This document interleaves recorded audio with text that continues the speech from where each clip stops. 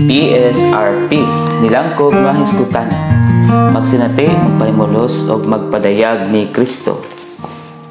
Semana 5 uluhan magpahimulos ni Kristo nga realidad sa jubileo sa bag-ong tugon. Niining mensahia matuta sa basahon sa Lucas. Mao lang ning mensahia ang naa sa basahon sa Lucas ug ngano maghisgot man ta sa jubileo. Kay sa Roman numeral 3 ningon man nga ang pagbantala sa jubileo sa Lucas 4 mao'y nagdumala sa sentrong huna-huna sa tibok ebanghelyo ni Lucas. Nganong maghisgot man ta og jubileo. Dunay upat ka bahin sa kasulatan nga nasulat sa scripture reading or basahon sa kasulatan.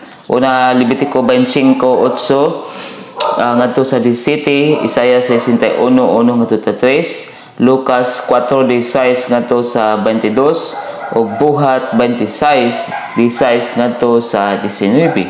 Ang Levitico 25 nagtala o nag-record sa mga tulumanon sa jubileo nga hulagway sab sa jubileo. Panagna sa jubileo ang Isaiah 61. Ang Lucas 4 mao'y katumanan og pagmantala sa jubileo. Ug ang Buhat 26 pagmantala sa jubileo. Unay upat ka Roman numerals pagtipo tanan sa basahon sa kasulatan ang Roman numeral 1. Ang Levitico, Isaias ug ang Lucas. Ang Roman numeral 2 kahulugan sa jubileo. Ang Roman numeral 3 mao ang paghulagway sa jubileo. Ug ang Roman numeral 4 mao ang realidad sa jubileo ug ang pagkinabuhi sa jubileo. Roman numeral 1 ang tuig sa jubileo sa Levitico 25:8 ngadto sa 17 record ingog panagna sa Isaiah 61 ngadto sa 3 ug natuman sa realidad sa Lucas 4:16 ngadto sa 22. Na karon dunay mga tulo ka subpoints.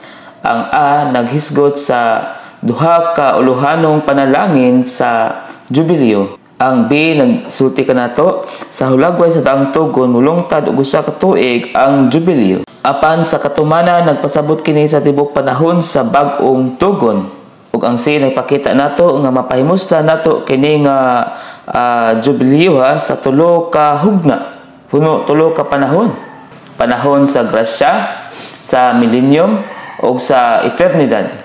A dunay duha ka dakong panalangin sa tuig sa jubileo, ang pagpamauli sa tagsa-tagsa ka tawo sa nawalang katigayunan niya ug ang kagawasan sa pagkaulipon. Ningon ang Levitico 25:10 ug balaanon ninyo ang ikakalim-an ka tuig ug imantala ang kagawasan sa tibok yuta alang sa tanang namuyo niini. Jubileo kini alang ninyo ug mamalik ang tagsa-tagsa kaninyo sa iyang katigayunan ug mamalik ang tagsa-tagsa kaninyo sa iyang pamilya. Busa pagmantala sa kagawasan ang jubileo. Nya nagsulti ni kanato kung unsa may gipasabot kanang makabaton og kagawasan nga mamalik ang tagsa-tagsa kaninyo sa iyang katigayunan ug nga ang tagsa-tagsa kaninyo mamalik sa inyong pamilya. Busa kini ang duha ka uluhanong mga panalangin. Uno, sa tuig sa jubileo tanang nagbaligya sa iyang katigayunan sa pahat niya sa maayong yuta, gipabalik niini sa walay pagbayad ug bisan unsa sa paglukat niini. Ug tanang nagbaligya sa iyang kaugalingon nga maulipon, makabaton pag-usab sa iyang kagawasan ug makauli sa iyang pamilya. Kapitulo 1 sa basahon nga ang jubileo ingon ang atong igsuon. Isipon nato ang katilingban sa tao, bahin tingali nato ang katilingban sa tao sa tulo ka mga kategorya. Ang optimista, pesimista ug katong naa sa tunga-tunga. Daghang mga optimista ang mga magdadamgo ug mga tawo nga walay kabuutan ug sila napuno sa mga paghanduraw bahin sa tanan. Apan sa mga mata sa mga pesimista walay maayo. Para nila dili maayo ang China ug dili usab maayo ang Amerika. Kung naa sila sa usa ka lugar, giingon nila nga mas maayo ang laing lugar. O kung naa sila sa pikas lugar, maingon sila nga mas maayo ang una. Kadtong anaa sa taliwala, dili kaayo malaumon o sobra ka pesimistiko. Klaro kaayo silang ulo. Gitudloan nila ang ilang mga anak sa pagtuon og maayo, sa pagpaningkamot, sa pagsiguro nga makagraduar sa kolehiyo ug sa pagpasar sa English language test aron makaadto sila sa Estados Unidos aron magtuon. Kung dili sila makakuha og PhD labing minus, makadawat sila og master's degree. Unya human makakuha sa ilang degree, nagkugi pa sila aron sila makaminyo, makapamilya ug makatukod og karera. Apan walay sapayan kung sila maalaumon, pesimista o sa tunga-tunga.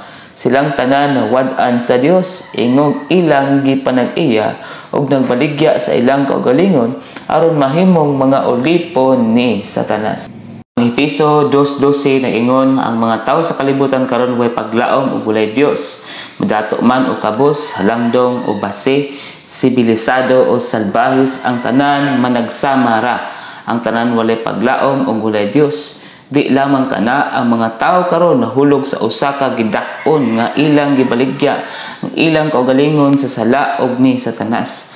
Ang bang mga tao nagbaligya sa ilang kaugalingon sa makasasalang mga butang, sama sa pagpatuyang sa pagkaon ug pag-inom, patuyang sa pangibog sa unod, pagsugal ug pagkaadik sa droga. Sa uban tingali dili kini klaro, bisan pa niya sila na sa mipaligya sa ilang mga kaugalingon ug busa walay kagawasan, walay kontrol sa ilang kaugalingon nga kabubuton.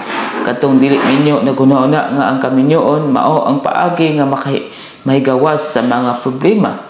Human sa kaminyoon, bisan pa niana ilang nadiskobrehan nga imbis nga makabaton og kagawasan, misulod sila sa usa ka bag-ong matang sa pagkaulipon. Ang sukaranang problema mao nga gibaligya sa tao ang iyang kaugalingon ug nawala ang Dios.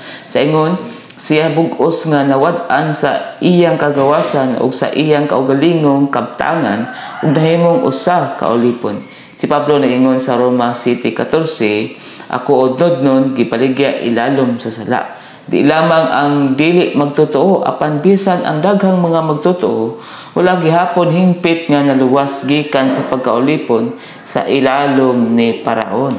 Diyos, kanang mopauli sa iyang katigayonan ug mahigawas ug mopauli sa iyang pamilya, nagtimaan nga sa jubilyo sa baong tugon na malik na ang mga magtotoo sa Dios nga nawalang Dios tong katigayunan nila, gipahigawas na sa tanang gapos ug na mauli na sa iglesia nga Dios tong pamilya nila. Ug ang B, sa hulagway sa daang tugon mulungtad og usa ka tuig ang jubilyo, apan sa katumanan nagpasabot kini sa tibuok panahon sa bagong tugon, sa panahon sa grasya, sa panahon nga kahinangpan sa Dios ang nanguli nga mga binihag sa sala, ug sa dihang makapahimulos sa kagawasan sa kaluwasan sa Dios ang mga gidaog-daog nga ginapos sa sala. Usa kita ka bulahan kay kung nabuhi pata gianak pata sa daang tugon, bisan tuod kining matanga sa jubilyo wala ni siya mabansay. Apan kung nabuhi pata sa panahon sa daang tugon, makapahimulos lang ta niini nga jubilyo ha kausa sa atong kinabuhi sa usa ka tuig. Apan nga ata sa bagong tugon karon, ang tibuok bagong tugon, panahon sa bagong tugon, panahon sa grasya, panahon man sa jubilyo. Letter C, nag-ingon, ang pagpahimulos sa mga magtotoo sa jubilyo sa panahon sa grasya, pagpahimulos na ni Kristo nga grasya sa Dios kanila, musangpot sa hingpit nga pagpahimulos sa jubilyo sa millennium, ug sa kinahingpitang pagpahimulos sa baong Jerusalem, sa baong langit, ug sa bagong yuta. Busa sa minugbo nga pagkaistorya, ang jubilyo usa ka pagpahimulos. Karon nagpahimulos ta og sa millennium, doon na tayo hingpit nga pagpahimulos, ug sa eternidad doon na tayo pinakahingpit, kinahingpitan nga pagpahimulos. Karon moadto ta sa Roman number 2. Ang tuig sa jubilyo mao ang panahon ni Kristo nga grasya nga ipaambit kanato aron atong mapahimuslan pinaagi sa iyang mga pulong sa grasya, panahon sa labihang kalipay tungod sa atong kaluwasan ang jubilyo sa baong tugon. Dunay upat ka mga punto dinhi. Ang A nag-ingon, kung mapahimulos ta sa jubilyo, doon na tayo hilabihang kalipay. Ang B, naghatag nato og kinini ang kahulugan sa pagpahimulos sa jubilyo. Ug ang C ug D, nagpakita nato kung unsaon nato pagpahimulos sa jubilyo ug maanaa sa hilabihang kalipay sa ato pa sa pagdawat sa Ginoo ug mabatunan ang Ginoo. Ang panahon sa baong tugon, panahon sa ilabihang kalipay ug ang Kristohanong taong malipayon kaayo. Kung wala patasukad magkalipay sa labihan at ubangan sa Dios, nagpakita kini nga dili pa igo ang pagpahimulos nato sa Dios. Busa mga igsuon, di lang kay magpahimulos ta sa Ginoo, kinahanglan na gitay igo nga pagpahimulos sa Ginoo aron manaa ta sa labihang kalipay. B. Nagpasabot ang jubileo og wala tay kaguol o kabalaka, walay atubangonon o atimanunon, walay kakulangan o kawaladon, walay balatian o katalagman, o walay bisan unsang problema na hinuoy tanang kaayuhan. Busa makalipay og makatagbaw sa atong kasing-kasing ang tanang butang, o wala tay kabalaka, hayahay, naukyab o masadyaon. Buot bata niini? Aron makabatunan nato ni kinahanglan na tay pagsanati sa C ug D. C ingon, dawaton gyud nato si Ginoong Hesus isip tinuod nga jubileo sa sulod nato. Kon maato siya na atay Dios nga katigayunan nato ug may gawas ta sa pagkaginapos sa sala og ni Satanas aron tinuod tang magawasnon og makapahulay. Uno, sa dawaton nato si Kristo isip atong manuluwas o kinabuhi, mosulod siya nato aron mahimong jubileo nato apan kung dili nato siya pa kinabuhion sa sulod nato. Kung dili ta magkinabuhi pinaagi niya, wala ta praktikal nga magkinabuhi sa jubileo. Una, dawaton nato siya. Unya human nato siya madawat at tugutan gyud nato siya nga magkinabuhi o pakinabuhion niya sa pakinabuhion sa sulod nato. Kay kung dili, wala tay praktikal nga magkinabuhi sa jubileo. Ug dos, kung natumong ang atong kasing-kasing kang bisan kinsang tao o sa bisan unsang butang nga dili ang Ginoo mismo, pagsimbag Dios kini ug mosangpot sa pagkaalaot. Ug tres, kung pakinabuhi nato si Kristo sa sulod nato ug magkinabuhi ta pinaagi niya, matagbaw gyud ta sa tanan. Kaya kung dili, problema gyud ang tanan ug walay bisan unsa nga jubileo. Ug ang D, makatagbaw lang nato ang tanan kung naa na nato ang malangkubon sa tanan nga Kristo nga pagpahimulos nato. Dili ang mga tao o mga butang ba nga makita, kung dili si Kristo nga naa sa sulod nato ang makapakalma ug makapapawalay mga kabalakan nato sa pag-atubang nato sa tanang sitwasyon. Wala magpasabot kini nga dili ta makaatubang og mga kalisdanan nga kahimtang apan tungod kay naa tay Kristo, naa nato kini malangkubon sa tanan nga Kristo nga atong pagpahimulos. Busa agawas nun ta sa tanang mga sitwasyon. Roman 3. Ang pagmantala sa jubileo sa Lucas 4 maoy nagdumala sa sentro una sa tibok ebanghelyo ni Lucas ug ang mga sambingay sa maayong Samarianhon sa Lucas 10 ug sa anak nga mausikon sa Lucas 15 maayo kaayong mga hulagway sa jubileo. Busa sa ebanghelyo sa Lucas dunay daghang mga kaso o kining tanan mga hulagway sa jubileo. Apan kining mensahian nagpakita lang sa duha. Ang una sa maayong Samarianhon sa Lucas kapitulo 10 ug ang ikaduha ang kasinatian sa kini ang mausikon nga anak sa Lucas kapitulo 15. Okay, ning tanan tungod ni Kristo nga tawo manuluwas nga realidad sa jubileo. Busaan na ingon ang tawo manuluwas ng gipakita sa sambingay sa maayong Samarianhon nagpasabot sa pagpadayag sa Dios no niyang mga kaayo ug sa tawhanon niyang maayong mga kagawian. Uno, ang tawo manuluwas sa iyang pagpangalagad nga nangita sa nawala ug nagluwas sa makasasala nilugsong sa dapit nga nahimutangan sa nasamdan ug makaluluoy ug himalatyong biktima sa Hudyohanong mga tulisan. Kita kadtong mga naa sa himalatyon ug makaluluoy nga kahimtang walay makatabang nato apan ang tawo manuluwas atong Kristo ang realidad sa jubileo ninganhi kanato. Ug dos, sa pagkakita sa tawo manuluwas kaniya gibati siya puango diha sa iyang pagkatao ug sa iyang pagkadios ug gisilbihan siya malumong pag-ayo ug makaluwas nga pag-atiman nga hingpit diyong nagtagbo sa dinaliang panginahanglan niya. Ang tawo mangluluwas ang maayong Samarianhon niabot nagdihog nato og lana og tubig o gidala nato ngadto sa dapit tambalanan ngadto sa iglesia. Gidala ta niya ngadto sa Dios nga atong panulundon o gidala sabtan niya sa iglesia ingon nga atong pamilya. B. Ang tawo manluluwas nga gipakita sa sambingay sa anak nga mausikon, nagpakita sa iyang maatimanon, mapangitaon og nagluwas nga espiritu ug sa may gugmaon, mapasayloon ug mapuanguron kasing-kasing samahan. Uno, usa ka adlaw ni anak ni Pauli ang anak nga mausikon sa iyang katigayunan ug sa balay sa iyang amahan. Jubileo kadto, pagkahigawas og nahimong makapahimuot og makatagbaw ang tanan. Sa dihang layo ang mausikon nga anak sa balay siyang amahan, walay maayo, walay makapahimuot, walay makatagbaw. Apan sa dihang ni Pauli siya sa iyang katigayunan sa balay sa iyang amahan, kadto ang jubileo. Sa ang dos, ang maluwas, pagpauli man nato sa atong panulundon, pagpauli nato sa Dios, pagbalik nato sa Dios, o pagpahimulos na sab kaniya nga katigayunan nato. Ang maluwas, kana mang makabaton sa Dios, kung naa nato ang Dios, naa nato ang tanan.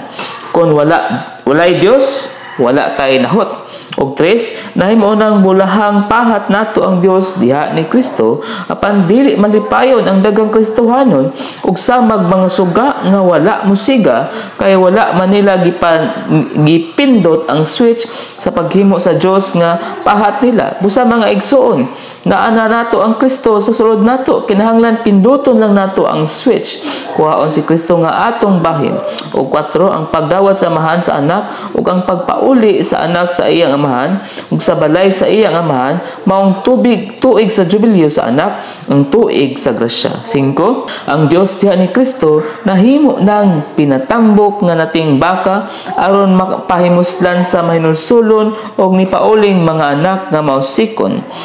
Og 6, nitakdo kini sa Levitico 25:11 ngadto sa 12 nga nag-ingon nga dili mo pugas o muani ba ang mga tao sa tuig sa jubileo kung dili mo kaon og mopahimulos lang sa magkinulsol og mobalik ta sa Dios sa pagdawat nato ni Ginoong Hesus, mabatonan nato ang Dios sa sulod nato og kini ang sinugdan sa atong jubileo.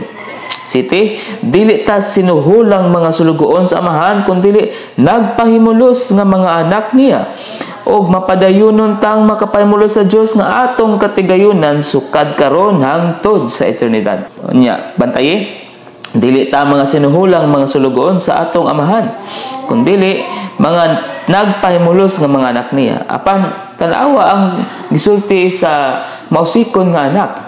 Sa Lucas Kapitulo 15, versikulo 18, ningon siya, muadto ko, og mupauli sa akong amahan, og moingon ko niya, amahan, nakasala ko sa langit og nimo. Dili na ko takos nga tawgon nimong anak, himuan lang ko nga usa sa imong mga sinulhulang mga sulugoon. Apan, dili buot nga ang amahan nga mahimong sinuhulang sulugoon ang iyang anak.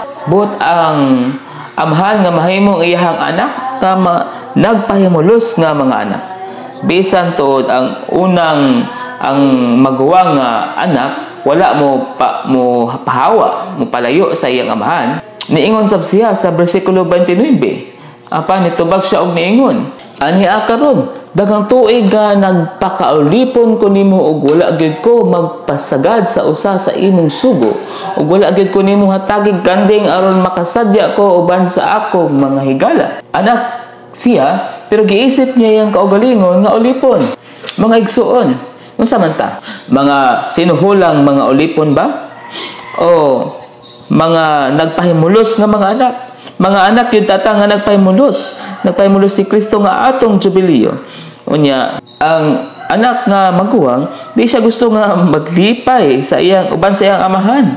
Ganahan siya nga maglipay uban sa iyang mga higala. Mga igsuon, ang jubileo dili kanang maglipay uban sa atong mga higala, kundi maglipay hinuon sa Ginoo. Sa mobalik ta sa Ginoo, sa mobalik ta sa panimalay sa atong amahan, doon na din tayo tinuod nga jubileo.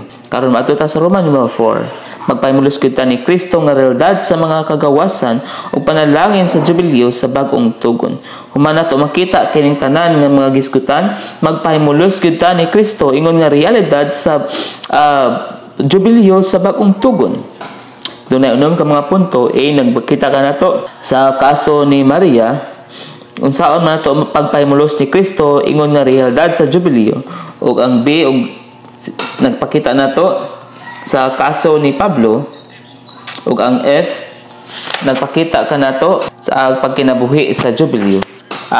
Aron makapaymulos ni Kristo nga alagad sa Jubileo, mogugol gyud tag panahon uban sa Ginoo adlaw-adlaw aron maminaw sa iyang pulong ug matupan niya.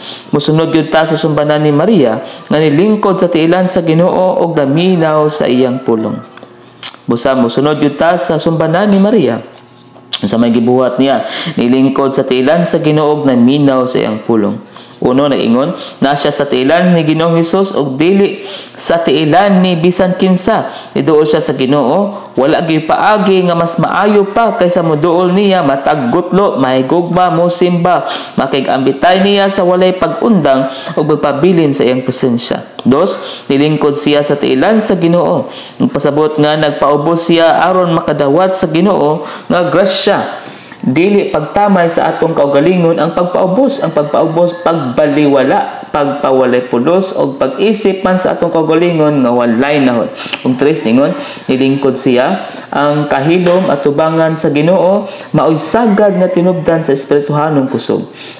Sagad nga malinga ang mga mata o hunahuna sa tao sa kalibutan sa gawas. Dili dayon mapadaygan ang mga nagkapuliki sa ilang naglatagaw o maduha-duhaong mga hunahuna. Ug 4, naminaw siya sa pulong sa Ginoo. Ang mga pulong nga gisulti sa Ginoo, espiritu o kinabuhi. Aron ipaambit ang iyang kaugalingon sa mga tao, ang pagpaminaw niya sa pulong sa Ginoo naghatag kaniya higayon nga makig-ambitay siya mismo kaniya aron sige niyang madawat ang og mabatunan ang Ginoo. Kinahanglan makaton gyud ta ni Maria. Og B, tungod sa kaluwasan sa Dios, nabatunan nato ang tinuod nga kagawasan. Ang atong katigayunan mao ang Dios, ug nagikan ang kagawasan nato sa pagpahimulos nato sa Dios. Kung dili magpahimulos ang tao sa Dios, wala say tinuod nga kagawasan. Nagpasabot ang kagawasan og pagkahigawas, mahigawas sa tanang gapos, tanang bugat nga luwan, tanang pagdaog-daog ug tanang pagkaulipon. Anong kinahanglan natong kagawasan? Kay si nag-ingon man, una gibiyag ta ni Satanas, unya ni ani siya aron mupuyo kanato ingog tighulhog sa atong mga sala. Ang resulta mao nga nahimo siyang dili balaodong agalon nato ug nahimo tang mga binihag niya hangtod nga dili na ta makahimog maayo ug makahimo ra sa pagpakasala. Uno na ingon, kung walay Dios ang tao, bisan unsay pahimuslan niya nga bulag sa Dios, kalanon lang sa iro, biya og tai. Dos, ginganan ni si Satanas og Beelzebul nga nagpasabot og ang Ginoo sa bungdo sa tai. Gikan sa Beelzebub nga nagpasabot og ang Ginoo sa mga langaw. Espesyalista si Satanas sa pagdala sa mga makasasala sa matag samag mga langaw aron mangaon og tai. Og tres, bisan tuod sa kilagman sa iyang kasing-kasing, walay taong gustong magpakasala sa kapulihay, makasala ang tanan. Walay taong makakontrol sa iyang kaugalingon og naulipon na sa sala ang tanan. Unya ang letter D, ang desperadong pagtuo ni Pablo sa Roma City 24, gitubag sa Roma 8:2. Natubag kini sa Roma 8:2 nga nag-ingon nga gipaygawas na ta sa balaod sa espiritu sa kinabuhi diha ni Kristo Jesus, gikan sa balaod sa sala o kamatayon. Ang mahigawas lang ta og dunay tinuod nga kagawasan sa pagpahimulos nato ni Kristo nga espiritong taghatag og kinabuhi. Kadto rang nagpahimulos sa Dios ang dili magpakasala og tinuod nga gawasnon nagkinabuhi sa kinabuhing gawasnon hinubaran og nahigawas sa pagkagapos. Uno, gipahigawas ta sa balaod sa espiritu sa kinabuhi gikan sa balaod sa sala ug kamatayon. Kining balaura mao ang Ginoo mismo nga niagi sa kamatayon ug pagkabanhaw aron mahimong espiritong taghatag og kinabuhi. Dos, kung dili igo ang pagpahimulos nato sa Ginoo, maggapos gihapon ta sa daghang butang. Dili magpulos ang paghukom nato, mapadayunon gyud tang moduol sa Ginoo aron mukaon og mupahimulos niya. Og tres, gipahigawas ta ni Kristo nga Jubileo gikan sa atong pagkakabos, pagkabinihag, pagkabuta o pagkadinaog-daog. Busa mga igsoon, unsa may gikinahanglan nato? Mupahimulos kita sa Ginoo ingong nga espiritong taghatag o kinabuhi, ingong balaod sa espiritu sa kinabuhi. Kanang igo gyud aron ta mahigawas. Kay og dili gani manaag gyapon ta sa pagkaginapos. Ug ang F, ang pagkinabuhi sa Jubileo, pagkinabuhi nga nagpahimulos ni Kristo, pagkinabuhi nga nagpahimulos sa Dios nga atong panulundon ug tinuod nga kagawasan. Uno, ang pagkinabuhi sa Jubileo kinabuhi man nga gidawat nato ang Dios mismo, si Kristo mismo sa tanang sitwasyon. Mahimo dayon siyang labing mahinungdanong butang ug sentro sa sulod nato nga modaog sa tanang kasamok sa kinabuhi sa tao. Usab, walay mga kasamok sa atong kinabuhi, walay kasamok kay naa man tay Kristo. Ang mga tinud-an sa dihang naa sila sa bangka, kikuha nila si Jesus ug gipasulod sa bangka. Ug dos, kay naaman sa iyang pagbuot ang tanan, muampo kita nga Ginoo pun ako, batoni ko ug panag-iyaha ko. Bisan unsa pa ang dayag nga sitwasyon nako, gusto lang kong makapahimulos nimo. Mahimo gyud unta tang mga ministro ug mga saksi karon sa pagkinabuhi ug pagmantala nato sa ebanghelyo ni Kristo nga Jubileo sa grasya aron mahuman ang walay katapusan panamatigayon sa Dios. Usa-usa ka bahay nagkinabuhi sa panahon sa tuig sa Jubileo, silang bahay gimantala sad nato ang Jubileo. Mahimo gyud ni natong pag-ampo. Ginoo, pun ako, batoni ko. Bisan unsa pa ang akong gawasnon nga kahimtang, gikinahanglan lang nako mopahimulos nimo. Mopahimulos gyud ta ni Kristong tanan ingon nga tuig sa Jubileo.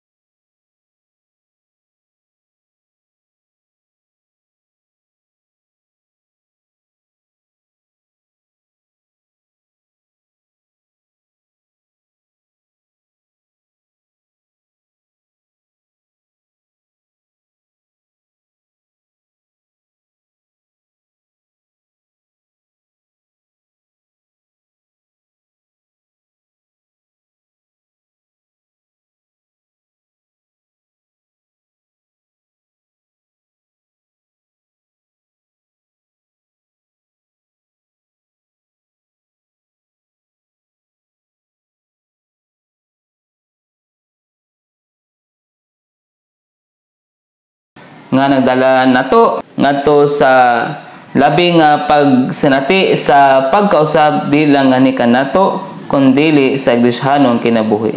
Dinhi ningon ang iglesia ingon nga gingharian sa Dios dili manaa sa natural nga kinabuhi kundi manaa lang sa niining ginsakpana sa pagkausab nga nagpamatuod nga gikinahanglan makasinati kita sa pagkausab dili lang nga ni kanato kundi sa iglesiyanong kinabuhi sab.